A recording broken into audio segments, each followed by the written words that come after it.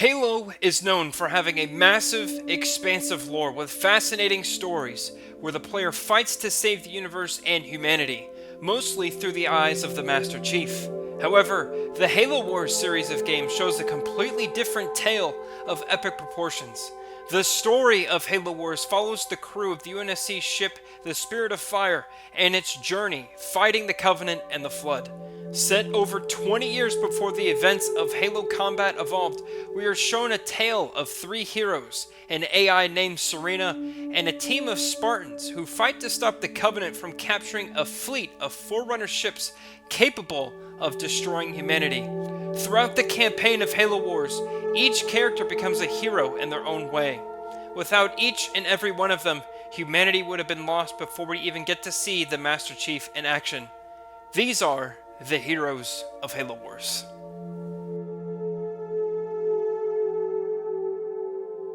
Red Team are a trio of Spartans, commonly present throughout almost every mission in Halo Wars.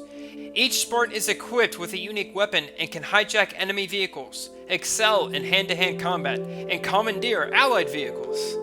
And each Spartan and Red Team has their own story to tell. Alice was born in 2511 in the Colony World Passage and was abducted for the Spartan 2 program in 2517. She underwent augmentation with the other Spartans in 2525. During this time was when she was partnered with other Red Team members JEROME 092 and Douglas 042. Douglas was born in 2511 and was kidnapped in 2517. He had a tough time initially adjusting to the Spartan 2 program, but became one of the best members of the team. Jerome was born in 2511 in the human colony Minister. Due to underdeveloped world of Minister, Jerome had a capacity for violence. He was kidnapped in 2511. He initially tried to escape the Reach training facility a few times, but he eventually transformed into a leader. He was also at one point considered to be the leader of the entire Spartan program, which we all know eventually went to the Master Chief. Jerome was also one of the program's top candidates. As a trio, Red Team was a force to be reckoned with on the battlefield. We initially see Red Team saving civilians in the Battle of Arcadia City and end with them taking out honor guards while Sergeant Forge fights the Arbiter on the Shield world. Their voices were quiet, similar to how we have come to know the Master Chief to talk. Their actions and effectiveness, were anything but quiet. These Spartans were one of the main reasons the Spirit of Fire survived all the events of the first Halo Wars and ended up saving all of humanity. While Red Team is often used for training exercises, the Red Team we know from Halo Wars are all Spartan 2 washouts, where their bodies initially rejected the Spartan augmentation process and had to be retained and re-augmented separately. Forge was born in 2501 and quickly became interested in joining the UNSC. He joined at the age of 16. He has a family lineage in the military dating all the way back to World War II. Forge showed aspects of an exceptional soldier, but had a tough time keeping his emotions under control. He was arrested once for disobeying orders and served 2.5 years in jail. He was released from jail in 2530 and was assigned to the Spirit of Fire from Admiral Cole directly. Admiral Cole told Captain Cutter to expect Forge. Captain Cutter eventually came to trust Forge so thoroughly that he granted the sergeant a degree of authority significantly exceeding that afforded by his rank. Forge was the right-hand man of Captain Cutter. He was always the first soldier on the ground and took the missions to save Anders and other UNSC crew members very seriously. He even personally killed the Arbiter. Forge cared deeply for others and was determined to fight for humanity at all costs, even giving his life for it. Forge died in 2531, sacrificing himself to destroy the Shield world and prevent the Covenant from taking control of the Forerunner ships discovered on it that would have been used to wipe out humanity. Forge had a daughter, Orion, born in 2525, and was very close to her despite having a rocky marriage.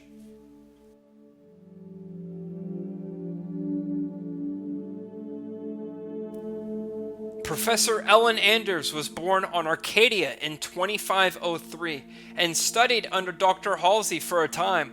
Apparently, neither one of them were quite fond of each other and barely were on speaking terms. She was at one point kidnapped and shown pictures of the Covenant on the planet Harvest. She began to study the Covenant and what they were looking for.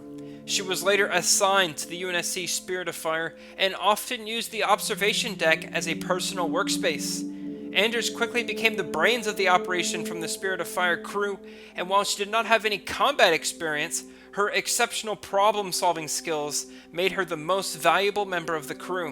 While Forge often called protecting Anders babysitting, she offered herself to be kidnapped to spare Forge's life in Halo Wars 1. Anders often disregards danger and safety of herself, especially in the name of science. She apparently forgets about people in her life due to her obsession with her work. Anders apparently has an IQ of 180.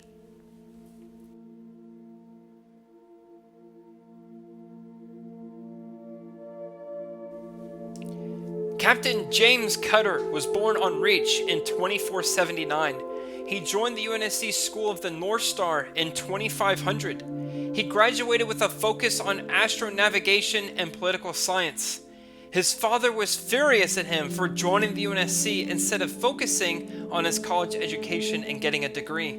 While Cutter was married and had a daughter on Reach, he had an affair in 2524 on the planet Tribute and had a son named Daniel Clayton.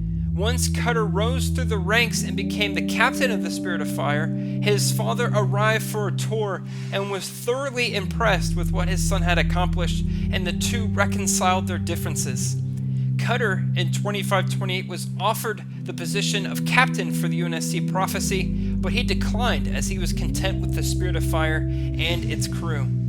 From what we see in the cutscenes of Halo Wars, Captain Cutter is a very determined and analytical person who cares deeply for his crew and the mission. He will ask his team for advice when needed and will make stern decisions in a moment's notice when needed, even sometimes with scrutiny from his AI Serina. Lord Hood from Halo 2 was one of Cutter's executive officers in the early days of the Human Covenant War.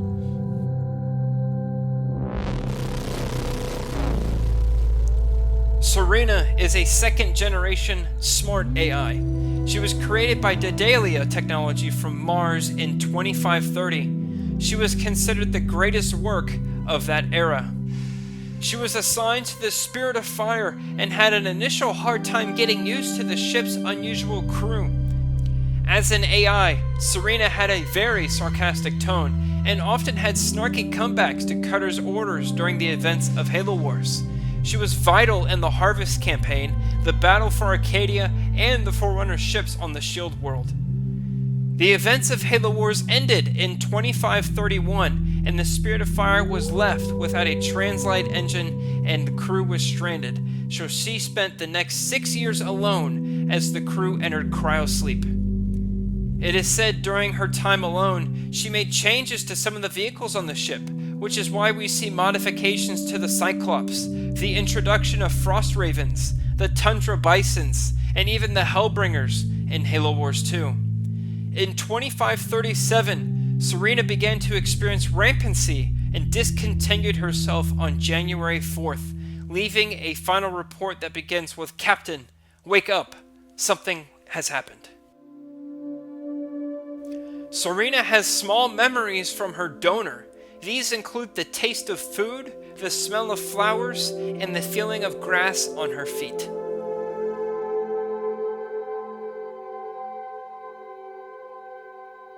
Red Team, Sergeant Forge, Professor Anders, the AI Serina, and Captain Cutter all fought bravely and hard to save humanity in 2531 and made sacrifices, some more than others. This unlikely group of heroes succeeded in saving the human race from a significant Covenant threat. As they fell into cryosleep stranded after the destruction of the Shield world, many of the crew probably presumed their greatest dangers were behind them. As they slept for over 25 years, a new threat was looming: the Banished.